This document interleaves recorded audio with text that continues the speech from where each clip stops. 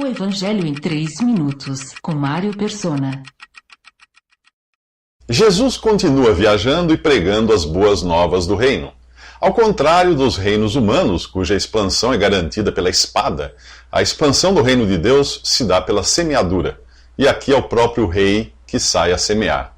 Este não é o trabalho de um rei, mas Jesus veio ao mundo em humilhação e não em exaltação. Ele veio antes para plantar, não para colher. Um dia ele voltará para recolher o trigo no celeiro e queimar a palha. Jesus é um pregador itinerante. Ele sai a semear. É comum nós encontrarmos igrejas que são apenas pontos de pregação esperando pelos incrédulos. Porém, a palavra igreja, ela significa assembleia ou reunião. E não é para incrédulos, mas para pessoas salvas. Salvas pela fé em Jesus e congregadas pelo Espírito ao seu nome. Em Atos 2,42, os primeiros cristãos estavam congregados para perseverar na doutrina dos apóstolos e na comunhão e no partir do pão e nas orações. A atividade da igreja não incluía o evangelismo, pois a igreja não evangeliza. A igreja se reúne para aprender, orar e adorar. Quem evangeliza é o crente, individualmente, em especial os que têm o dom de evangelista. Estes saem como Jesus saiu, levando a preciosa semente. Os convertidos são então reunidos pelo Espírito, e os que têm o dom de pastor os exortam a permanecerem no Senhor, e os que têm o dom de mestre ou doutor entram em cena para ensiná-los e edificá-los. Uma belíssima representação disso você encontra no capítulo 11 de Atos. Leia lá.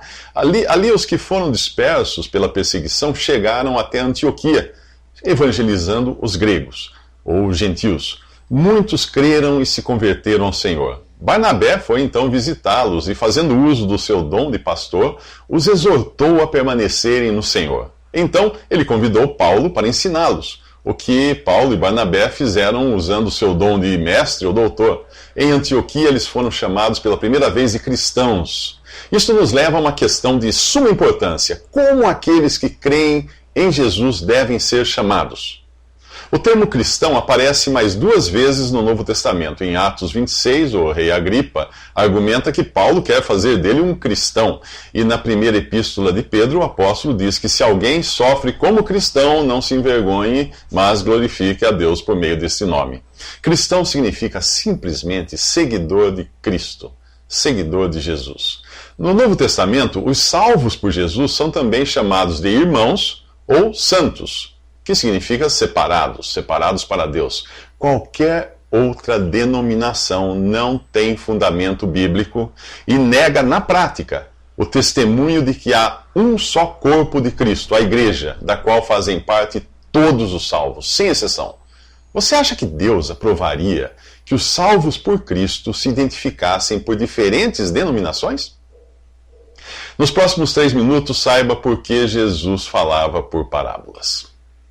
Visite 3minutos.net. Dúvidas? Visite respondi.com.br.